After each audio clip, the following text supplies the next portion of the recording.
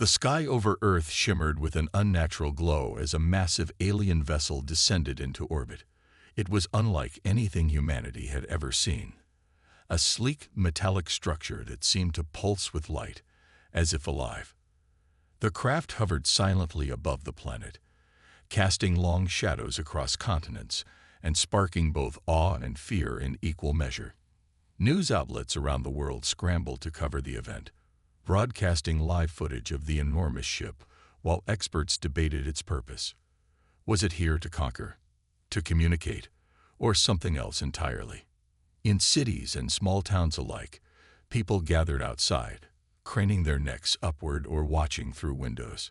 Social media exploded with theories, photos, and videos, each post adding fuel to the growing fire of curiosity. Governments convened emergency meetings, unsure how to respond to this unprecedented situation. Military forces were placed on high alert, but no hostile actions followed. Instead, after hours of tense silence, a bright beam of light shot down from the ship, illuminating a large field near Geneva, Switzerland, the site of the United Nations headquarters. From the beam emerged a delegation of beings unlike any human had imagined. Their forms were tall and slender, their skin shimmering like liquid silver under the sun. Their eyes glowed faintly, radiating calmness rather than menace. They moved gracefully, exuding an aura of serenity that somehow dulled the collective anxiety gripping the planet.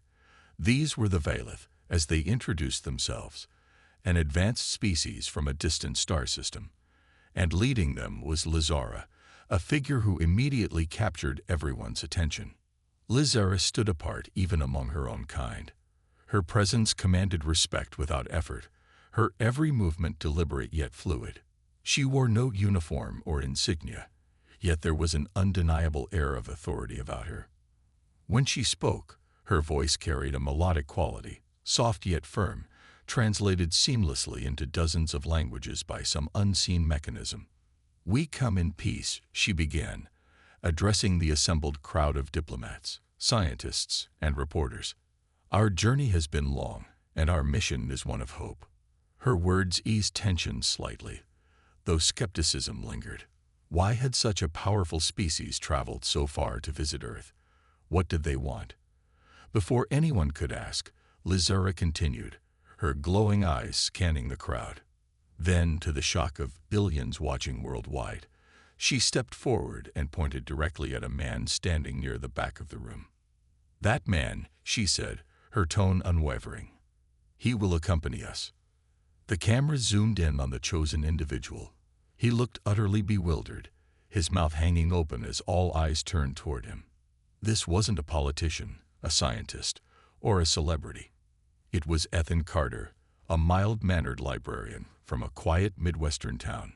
Dressed in a simple suit jacket and tie, he appeared completely out of place amidst the chaos. Reporters shouted questions, but Ethan could only stammer incomprehensibly, his face pale with disbelief. "What does this mean?" demanded a journalist, shoving a microphone toward Lithara. "Why him?" asked another, pointing at Ethan. "Is this some sort of trick?" muttered a third, suspicion lacing their words. Lithara raised a hand, silencing the clamor. "There is a reason," she said simply. "But it is not for me to explain now. Trust that your representative will play a vital role in what comes next." With that cryptic statement, the Veilith delegation retreated into their ship, leaving behind more questions than answers. As the beam of light faded and the vessel ascended back into orbit, the world erupted into chaos. Everyone wanted to know why Lithara had singled out Ethan Carter. Who was he? What made him special? Speculation ran rampant, ranging from wild conspiracy theories to earnest attempts to piece together clues from his past. Ethan, meanwhile, sat alone in a makeshift holding area set up by the UN. His hands trembled as he stared blankly at the wall, replaying the moment in his mind. He barely remembered interacting with Lithara during the brief encounter. All he recalled was meeting her gaze for a fleeting second before she'd called him out. Now, thrust into the global spotlight, he felt overwhelmed. How could someone like him, a nobody, be chosen by an alien race. As news helicopters circled overhead and social media buzzed with hashtags like #AlienChosenon and #VoiceEthanCarter, one thing became clear. Whatever Lithara's reasons, they would change everything for Ethan, for humanity, and perhaps for the entire galaxy. The days following Lithara's announcement were nothing short of chaotic. Humanity, ever curious and skeptical, demanded answers.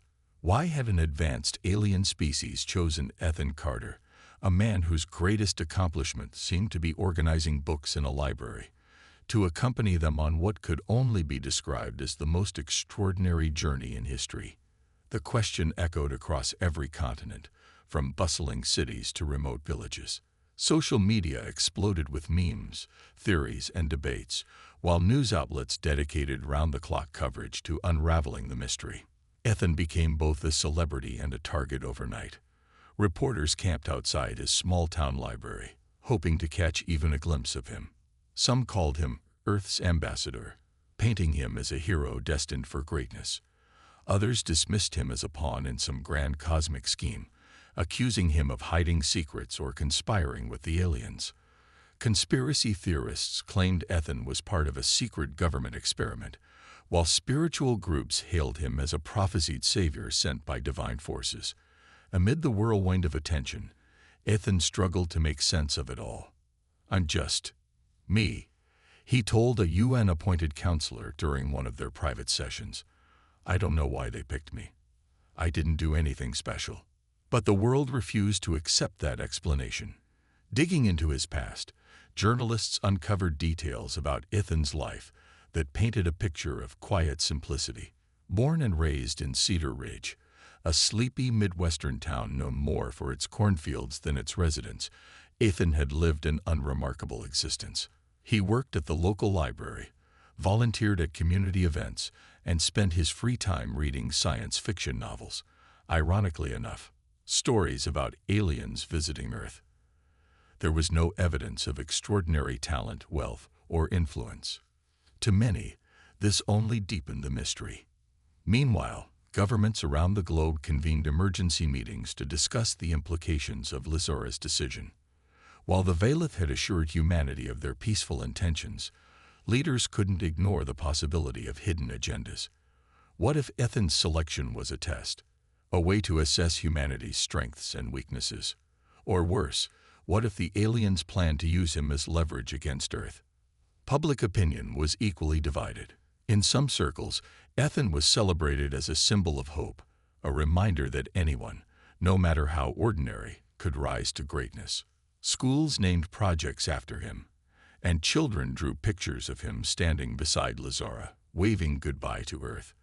But not everyone shared this sentiment. Protesters gathered outside the UN headquarters, holding signs that read "No humans on alien ships" and "Protect our planet." Religious leaders delivered sermons questioning whether humanity should trust beings from another world.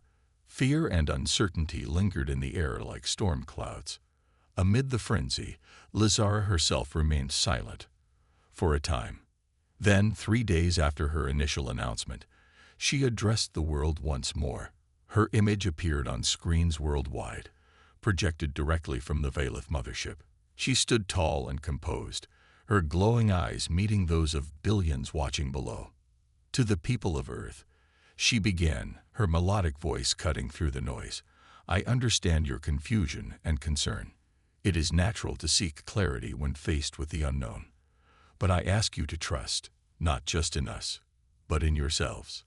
Her words brought a brief moment of calm, though her next statement reignited curiosity. Ethan Carter was not chosen lightly. There is significance in his selection, though it may not yet be apparent to you, or even to him. She paused, letting her words sink in before continuing. "This is not merely a journey for one man. It is a step toward understanding between our two species. Patience will reveal the truth." Though her message offered little concrete information, it sparked renewed interest in Ethan's life. Investigators combed through records, interviews, and anecdotes, searching for clues. One story caught particular attention. Years ago, long before the arrival of the Vailith, Ethan had performed a seemingly insignificant act of kindness. During a harsh winter, he'd found a homeless man collapsed near the library steps. Without hesitation, Ethan had taken the man inside, warmed him up, and called for medical help. The incident had gone largely unnoticed at the time, but now it took on new meaning. Could this simple act of compassion have been the reason Lithara chose him? Many found it hard to believe. Surely, an advanced alien race would base their decision on something more profound than a single good deed. Yet others argued that perhaps the Vailith valued qualities beyond intellect or power, qualities like empathy, selflessness, and hope. As speculation continued, Ethan tried to focus on the task ahead. Representatives from the UN assigned him a team of advisors, linguists, and scientists to prepare him for the journey. They bombarded him with questions about his health, habits, and preferences, treating him like both a subject of study and a national treasure.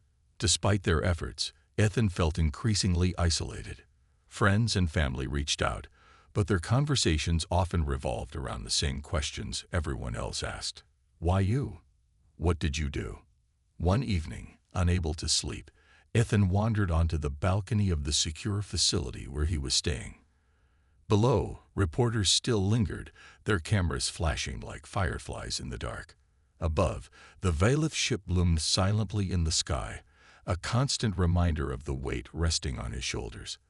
For the first time since Lithara's announcement, Ethan allowed himself to consider the possibility that maybe, just maybe, there was something within him worth noticing. Something deeper than he realized. Unbeknownst to him, Lithara watched from afar, observing his struggles through subtle means. She knew the road ahead would not be easy, for Ethan or for her own people. But she also believed that the smallest actions could ripple outward, shaping destinies far greater than anyone imagined. And so, as the world questioned and doubted, Lithara waited patiently, confident that the truth would soon come to light. The day finally arrived when Ethan would leave Earth behind and step aboard the Vailith mothership. The event was broadcast live to billions of viewers worldwide, with cameras capturing every moment. From the solemn farewell between Ethan and his family to the dramatic ascent into the alien vessel. As he walked toward the glowing beam of light that served as the ship's entrance, Ethan felt a strange mix of emotions. Fear, excitement, and an overwhelming sense of responsibility churned within him. He glanced back at the crowd one last time, seeing faces filled with hope, curiosity, and doubt. Then, taking a deep breath, he stepped forward. The transition from Earth to the interior of the Vailith ship was surreal. One moment, Ethan stood in the bright sunlight. The next, he found himself surrounded by an environment unlike anything he'd ever imagined. The walls shimmered faintly, pulsing with soft, iridescent colors that seemed alive. Strange plants floated midair, their leaves glowing softly like tiny lanterns. The air carried a faint hum, almost melodic, as if the ship itself were singing. It was beautiful but disorienting, leaving Ethan unsure whether to marvel or retreat. Lithara greeted him almost immediately, her presence calming despite the strangeness of their surroundings. "Welcome, Ethan," she said, her voice warm yet commanding. "This journey will be challenging, but you are not alone. We are here to guide you." Ethan nodded, though his wide eyes betrayed his unease. "It's incredible," he managed to say, "but I don't even know where to start." "You'll learn," Lithara replied simply. "For now, follow me." She led him through the vast corridors of the ship, explaining its layout and purpose along the way. Every room they passed seemed more extraordinary than the last. In one chamber, a holographic map of the galaxy swirled above a circular platform, showing countless stars, planets, and nebulae. In another, translucent screens displayed streams of data written in symbols Ethan couldn't decipher. Despite his confusion, he couldn't help but feel a spark of wonder. This wasn't just a spaceship, it was a living, breathing entity, seamlessly blending technology with nature. As they walked, Lithara introduced Ethan to the small crew accompanying them on the journey. There was Kellis, a stoic engineer whose hands glowed faintly as he worked on intricate machinery. Nira, a biologist, studied samples of Earth's flora brought aboard during earlier reconnaissance missions. And then there was Vorin, a strategist who observed Ethan with sharp, calculating eyes. Though polite, Vorin's demeanor made it clear he harbored doubts about bringing the human along. Despite their differences, the Valith treated Ethan with respect, answering his endless questions with patience. They explained that their homeworld, Lithara, had once been a paradise, but centuries of over-reliance on advanced technology had devastated its ecosystems. Now they sought solutions elsewhere, hoping to restore balance before it was too late. When Ethan asked how he fit into their plans, Lithara hesitated. "I chose you because you possess qualities we admire," she said carefully. "Qualities that remind us of what we've lost." Her words left Ethan puzzled. What could he possibly offer these beings, who were far more advanced than humanity? Still, he resolved to do his best, determined to prove worthy of their trust. Days passed aboard the ship, each one bringing new experiences and challenges.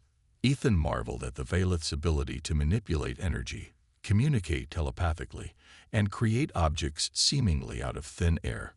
Yet for all their technological prowess, they lacked something essential: creativity. Their art was precise but devoid of emotion, their music harmonious but lacking soul.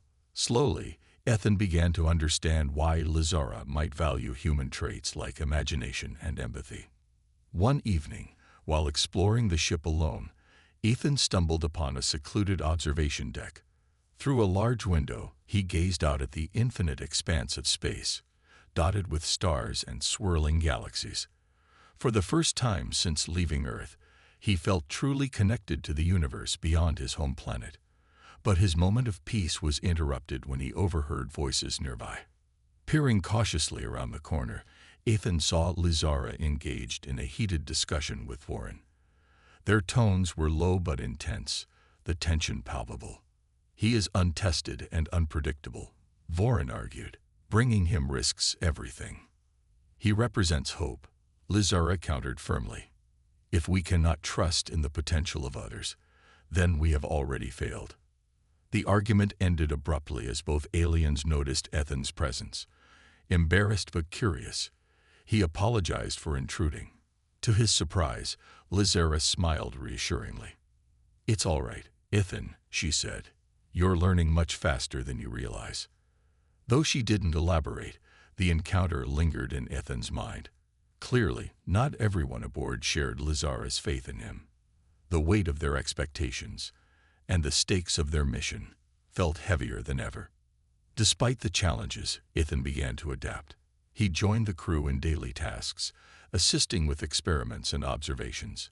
His human perspective often surprised them, offering fresh insights they hadn't considered. For instance, when discussing ways to preserve Lithara's remaining wildlife, Ethan suggested incorporating storytelling and art as tools to inspire conservation efforts. The idea intrigued Nira, who admitted she'd never thought of using creativity to foster change. Slowly but surely, Ethan earned the crew's respect, even Vorin's grudging acknowledgement. Yet beneath the surface, tension simmered.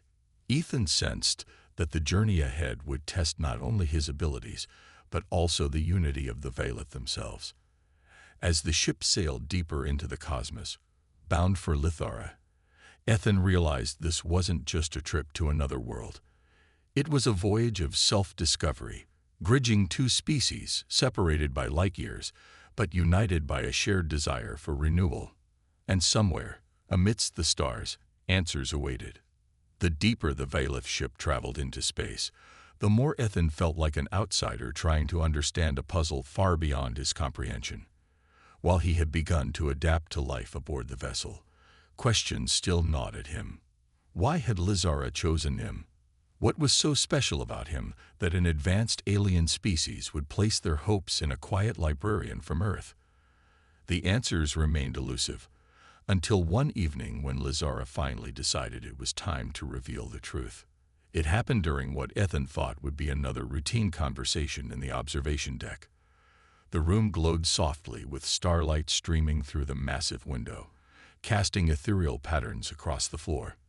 Lithara stood beside him, her silver skin reflecting the light as she gazed out at the endless expanse of space. For a moment, neither spoke, the silence heavy yet comforting. "You've been patient," Lithara said finally, breaking the quiet. "But I know you deserve to know why you're here." Ethan turned to face her, his heart pounding. "I'm listening." Lithara took a deep breath, her glowing eyes meeting his. "Centuries ago, my people, the Vailith, were stewards of a thriving planet. Lithara was once a paradise, rich with life and harmony. But we grew too reliant on technology, believing it could solve all our problems. We built cities that stretched into the skies, machines that powered every aspect of existence, and systems that controlled nature itself. In doing so, we lost touch with the essence of who we were." Her voice softened, tinged with sadness. "Over time, our ecosystems collapsed. Forests died, oceans turned acidic, and wildlife vanished. Our world became barren, a shadow of its former self. Now we seek ways to restore balance, but not through force or domination. We believe the key lies in understanding emotions, creativity, and connection, qualities your species possesses in abundance." Ethan frowned, struggling to grasp her meaning. "You're saying humans are better at feeling than you are?" "In a way, yes," Lithara replied. "Your art, music, literature, they stem from emotion. Your ability to dream, to imagine possibilities beyond logic. It's something we've forgotten how to do. And it's something we desperately need if we hope to heal Lithara." "But why me?" Ethan pressed. "There are billions of people on Earth. Why pick someone like me?" Lithara hesitated before answering. When she did, her words left Ethan speechless. "Years ago, during one of our reconnaissance missions to study humanity, we observed you performing an act of kindness, a moment so small, yet profoundly significant. You helped a stranger in need without expecting anything in return. That act demonstrated empathy, selflessness, and hope, qualities we admire deeply." Ethan blinked, memories flooding back. He remembered the cold winter night years earlier when he found a homeless man collapsed near the library steps. Without hesitation, he'd brought the man inside, warmed him up, and called for medical assistance. It was a fleeting moment in his life, one he'd barely given a second thought to since. Yet now, it seemed to carry monumental importance.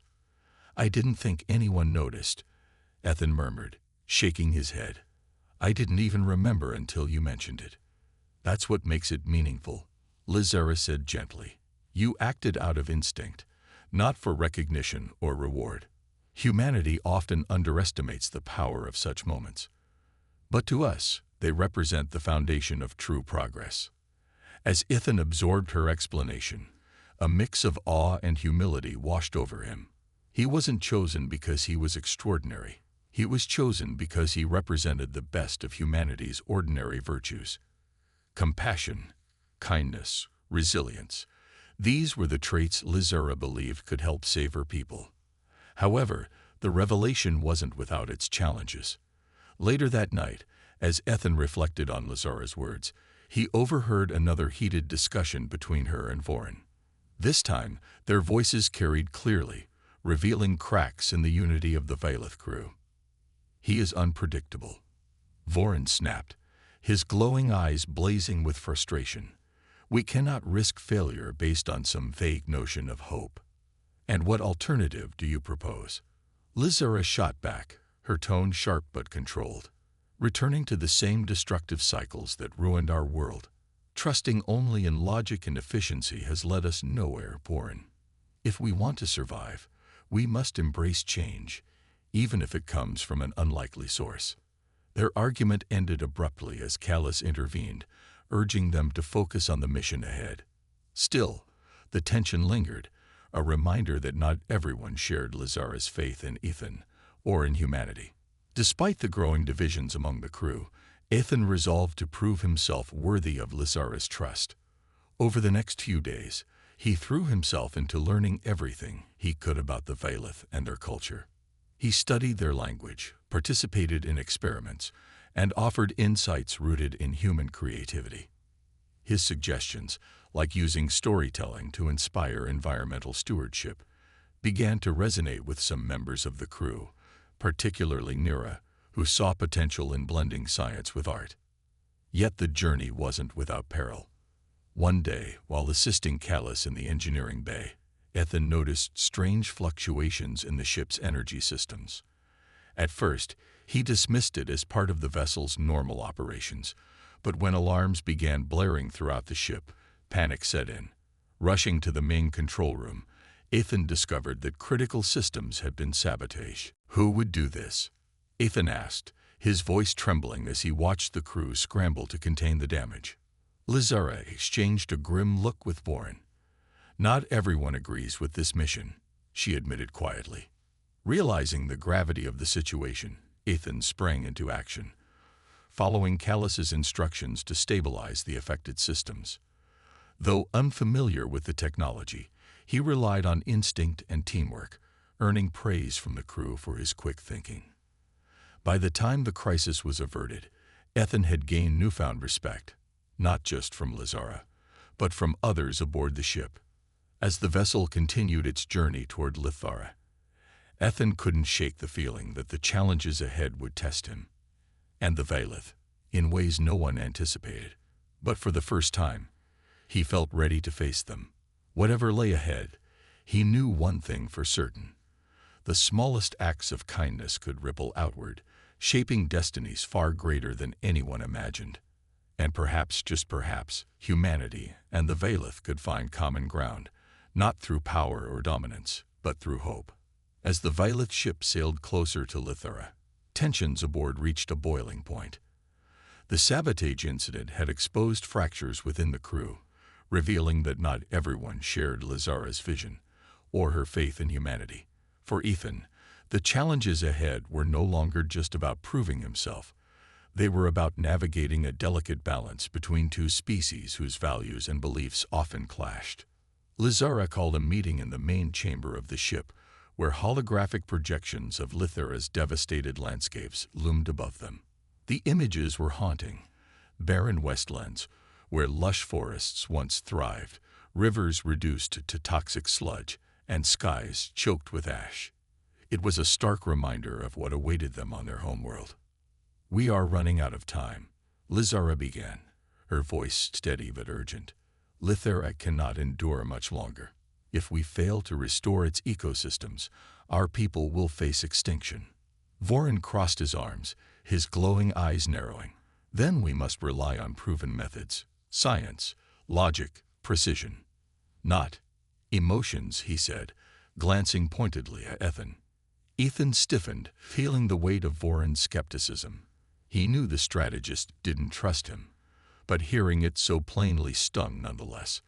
Before he could respond, Lithara stepped forward, her presence commanding attention.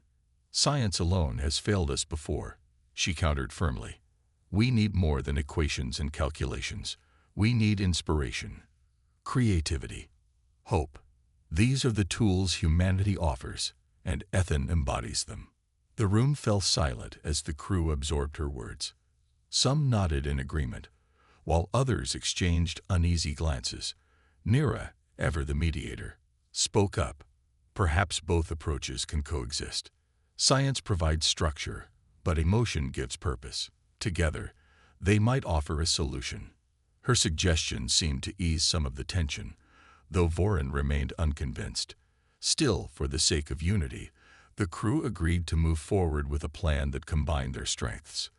This decision marked the beginning of a series of trials designed to test Ethan's character and determine whether he truly possessed the qualities Lithara believed could help save Lithara. The first trial took place in a simulated environment created by the Vailith. Ethan found himself standing in the middle of a desolate landscape, surrounded by crumbling ruins and swirling dust storms. A holographic figure appeared before him, a frail elder Vailith named Hareen, who explained the task. "This is Kalisar, one of our ancient cities," Tareen said, her voice trembling with sorrow. It was once a beacon of prosperity, but greed and neglect destroyed it. Your mission is simple. Find a way to rebuild, not just the structures, but the spirit of this place. At first, Ethan felt overwhelmed. How could he possibly bring life back to such devastation? But then he remembered something fundamental about human resilience. Even in the darkest times, people found ways to create beauty and meaning. Drawing inspiration from Earth's history, he began sketching ideas for sustainable architecture using renewable materials. He envisioned gardens growing amidst the ruins, wind turbines powering homes, and murals painted on walls to tell stories of hope and renewal. When the simulation ended, the crew gathered to review his work. To Ethan's surprise, many of them were moved, not just by the practical solutions he proposed, but by the emotional depth behind them. Nera smiled warmly. "You've shown us how to blend functionality with artistry. This could inspire others to care for their surroundings." Encouraged by the positive feedback, Ethan faced the next trial with renewed determination. This time, he entered a virtual forest teeming with alien wildlife. But something was wrong. The animals acted erratic, fleeing in fear or attacking without provocation. As Ethan explored, he discovered the source of the disturbance: invasive machines harvesting resources indiscriminately, disrupting the natural balance. Realizing the parallels to Earth's own environmental struggles, Ethan devised a strategy to remove the machines and reintroduce harmony. He suggested planting bioluminescent flora that would purify the soil and attract native species, creating a self-sustaining ecosystem. When the simulation concluded, Kellis praised Ethan's ingenuity. "Your approach is unconventional, but effective. You think beyond immediate fixes." Despite these successes, not all trials went smoothly. In one particularly harrowing test, Ethan confronted a manifestation of his deepest fears: failure. The simulation trapped him in a version of Lithara, where every effort to heal the planet ended in disaster. Crops withered, rivers dried up, and the Vailith turned against him, blaming him for their downfall. Panic threatened to overwhelm him until he recalled Lithara's words: "Hope is stronger than despair." Summoning every ounce of courage, Ethan refused to give up. He planted a single seed in the barren ground, symbolizing faith in the possibility of change. Slowly, the landscape transformed around him, blossoming into vibrant life. When the trial ended, Ethan emerged shaken but triumphant, earning the respect of even the most skeptical crew members. Through each trial, Ethan grew more confident, not just in his abilities, but in the power of collaboration. The Vailith learned as much from him as he did from them, discovering new ways to integrate emotion and creativity into their traditionally rigid methods. Even Vorin softened slightly, acknowledging Ethan's contributions during a critical repair operation after another bout of sabotage threatened the ship's navigation systems. "You handled that well," Vorin admitted grudgingly as they worked side by side. "Perhaps there is merit in your unpredictability." Though progress was slow, the seeds of trust began to take root among the crew. By the time the ship approached Lithara's atmosphere, Ethan felt ready to face whatever challenges lay ahead. Looking out at the dying planet below, he realized the journey wasn't just about saving the Vailith. It was about bridging two worlds, united by a shared desire for renewal. And as the ship descended toward the surface, Ethan couldn't help but feel a flicker of hope. Maybe, just maybe, humanity and the Vailith could rewrite their futures together. One act of kindness, creativity, and cooperation at a time. The moment the Vailith ship touched down on Lithara, the air was thick with both anticipation and despair. Ethan stepped onto the alien soil for the first time, his boots sinking slightly into the cracked, gray earth. The landscape stretched endlessly before him, a barren wasteland of lifeless terrain, jagged rocks, and skies tinged with an eerie orange hue. It was a stark contrast to the lush, vibrant world Lithara had described in her stories. This was not just a planet in need of repair, it was a world clinging to the edge of survival. As the crew disembarked, their expressions reflected the gravity of the situation. Kalis scanned the horizon with a handheld device, analyzing the environment. Nira knelt to examine samples of the toxic soil, her glowing hands trembling faintly as she processed the devastation. Even Vorin, usually stoic and unyielding, seemed visibly shaken by the sight of his dying homeworld. For Ethan, the weight of their mission felt heavier than ever. If they failed here, there would be no second chances, not for the Valeth, and perhaps not for Earth either. Lithara gathered the group near the ship, her voice steady despite the sorrow etched on her face. "This is our chance to make things right," she said, addressing everyone but looking directly at Ethan. "We must act quickly, decisively, and together. Our old ways have brought us to this point. Now we must embrace new ideas, yours included." Ethan nodded, feeling a surge of determination. He knew the task ahead wouldn't be easy, but he also understood that failure was not an option. Drawing from everything he'd learned during the journey, he proposed a bold plan, combining Valeth technology with human creativity to heal Lithara's ecosystems. His vision involved creating vast networks of living machines, biomechanical organisms powered by renewable energy that could restore balance to the planet while being guided by principles of sustainability and harmony. At first, skepticism rippled through the crew. Vorin voiced his concerns immediately. "Living machines, powered by emotions, this sounds reckless. We cannot gamble our future on such abstract concepts." But Ethan stood firm, his confidence bolstered by the trials he'd overcome. "It's not about gambling. It's about adapting," he replied calmly. "Your people built incredible technology, but it disconnected you from nature. My people aren't perfect, but we've learned to create art, music, and stories that inspire change. By blending science with creativity, we can rebuild Lithara in a way that honors its past and gives it a future." Nira chimed in, supporting Ethan's idea. "He's right. We've seen how emotion drives action. Without it, even the most advanced systems lack purpose. Perhaps this hybrid approach is exactly what we need." Kalis, ever practical, studied Ethan's proposal closely. After a long pause, he nodded. "It's risky, but feasible. With proper design and implementation, these biomechanical systems could work. Let's proceed cautiously." With the team tentatively united behind the plan, work began immediately. Ethan collaborated closely with Kalis and Nira, helping to design prototypes of the living machines.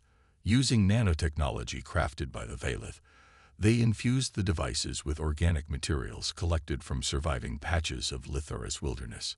Each machine was programmed to perform specific tasks: purifying water, enriching soil, reseeding forests. But they were also imbued with a sense of purpose, drawing inspiration from human storytelling and artistic expression. To demonstrate the concept, Ethan suggested creating a central hub for the operation, a towering tree-like structure that would serve as both a symbol of hope and a functional powerhouse. Its branches would generate clean energy, its roots would filter groundwater, and its trunk would house a repository of knowledge, stories, songs, and lessons passed down through generations of Valeth history. When completed, it would stand as a testament to unity between two species working toward a common goal. As construction progressed, word of their efforts spread across Lithara. Other Valeth communities, initially wary of involving a human in their affairs, began arriving to witness the project firsthand. Many were moved by the sight of the living machines nurturing the land, bringing small bursts of green back to the gray expanse. Inspired, some joined the effort, contributing their skills and resources to accelerate the restoration process. Despite the growing optimism, challenges remained. One day, while overseeing the installation of a critical water purification system, Ethan noticed signs of sabotage once again. Someone, or something, was deliberately damaging key components, threatening to undo weeks of hard work. Frustrated but resolute, Ethan rallied the crew to investigate. Their search led them to a hidden enclave of rogue Valeth, who opposed Lithara's leadership. Led by a defiant elder named Serene, they believed humanity's involvement was a betrayal of their traditions. You think a human can save us? Zareen spat, confronting Ethan directly. Our downfall began when we started relying on outsiders. Ethan met her gaze without flinching. I'm not here to replace your traditions. I'm here to help you rediscover them. Look around you. Your planet is dying because you lost touch with what made it special. I'm offering a way to bring that back. His words struck a nerve. Slowly, Zareen lowered her defenses, her anger giving way to reflection. Though she didn't fully trust Ethan, she agreed to stop interfering with the project, recognizing that continued conflict would only hasten Lithara's demise. By the time the final phase of the restoration initiative launched, the entire crew worked as one cohesive unit. Together, they activated the biomechanical network, watching in awe as life began to return to Lithara. Rivers flowed clear again, plants sprouted from the once barren ground, and wildlife cautiously emerged from hiding. The towering tree-like hub pulsed with energy, its glow illuminating the surrounding area like a beacon of renewal. In a final gesture of gratitude, the Vaylith Council convened to honor Ethan's contributions.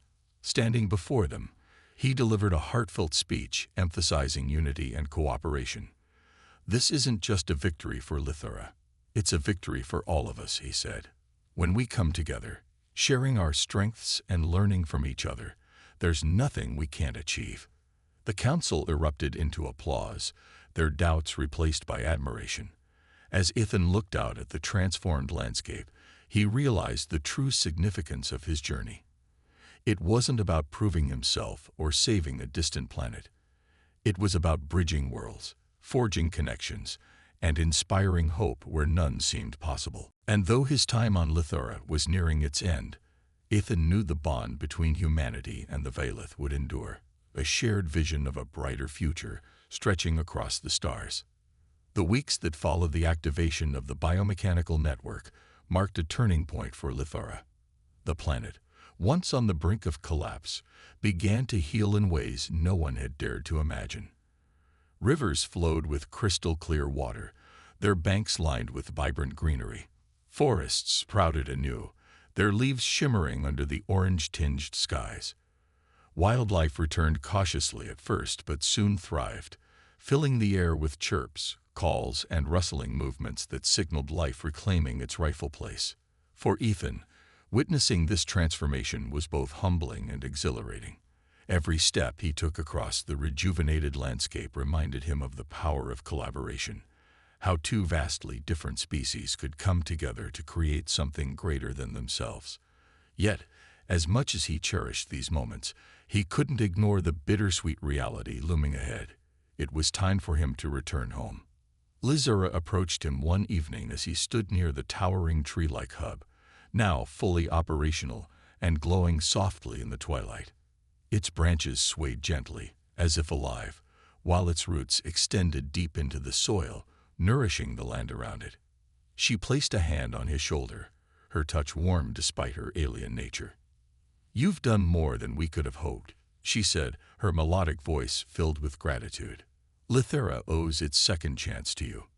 Ethan turned to face her, a mix of emotions swirling within him. "I didn't do it alone," he replied. "It was all of us, your people, my ideas, and the strength we found in working together." Lithara smiled, her glowing eyes reflecting the soft light of the hub. "True, but your presence here changed everything. You reminded us of what we lost, and what we can regain."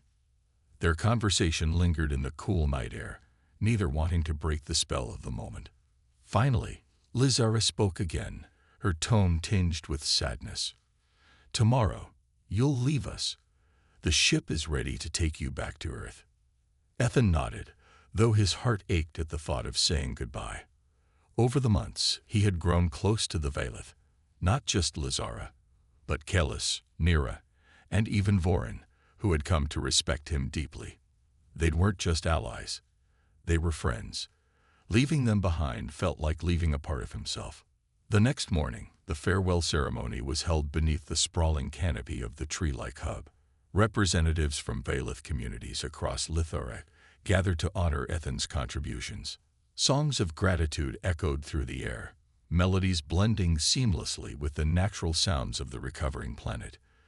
Gifts were presented: a vial of purified water from the newly restored rivers, a seedling from the first tree to grow in centuries, and a small pendant carved from bioluminescent stone. When it was Ethan's turn to speak, he stepped forward, his voice steady yet emotional. "I came here unsure of why I'd been chosen. I leave knowing that it wasn't about me. It was about hope. Hope that we can learn from our mistakes, that we can find beauty in difference, and that together we can build a better future." His words resonated deeply, drawing murmurs of agreement from the crowd. As he finished, Lithara stepped forward and embraced him, a gesture unprecedented among the Vailith, symbolizing trust and unity. Tears welled up in Ethan's eyes, but he blinked them away, determined to carry the lessons of Lithara back to Earth. The journey home felt shorter than the trip to Lithara, perhaps because Ethan spent much of it reflecting on all he had experienced. He thought about the trials he'd faced, the friendships he'd forged, and the realization that even the smallest acts of kindness could ripple outward, shaping destinies far beyond what anyone might expect. When the Vailith ship descended into Earth's orbit, it was greeted by an outpouring of celebration. News of Lithara's recovery had reached humanity weeks earlier, sparking waves of inspiration and action. Cities had begun adopting sustainable practices inspired by the Vailith's methods, while artists and musicians drew upon stories of interstellar cooperation to create works that celebrated unity and hope. Schools taught lessons about Ethan's journey, emphasizing the importance of empathy, creativity, and collaboration. As Ethan stepped out of the ship onto familiar soil, cameras flashed, and cheers erupted from the massive crowd gathered to welcome him. Reporters shouted questions, eager to hear his story, but Ethan raised a hand, silencing them. "This isn't just my story," he said, his voice carrying over the din. "It's ours. Humanity has always dreamed of reaching for the stars, but today we prove that the real magic happens when we reach out to each other." His words struck a chord, igniting a renewed sense of purpose across the globe.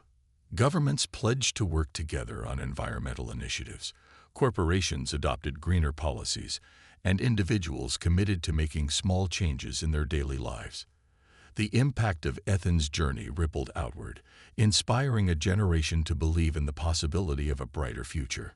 Before departing, the Vailith left behind a final gift: a single seedling capable of growing into a tree that bridged dimensions. Planted in the heart of Geneva, near the UN headquarters, the tree became a symbol of the bond between humanity and the Vailith.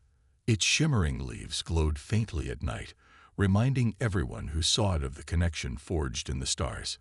Though Ethan returned to his quiet life in Cedar Ridge, he remained a figure of inspiration.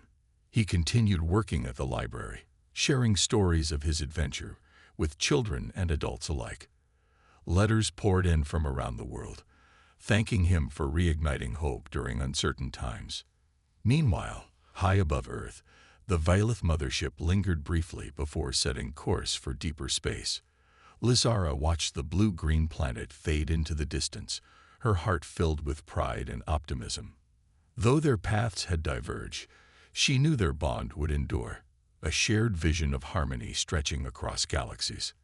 As humanity looked to the skies, ready to embrace a new era of progress and unity, one truth became clear: the smallest spark of hope could ignite the brightest flames of change. And so, under the watchful gaze of a growing interstellar alliance, Earth and Lithara moved forward together, united by a promise of renewal for their worlds and for the infinite possibilities of tomorrow.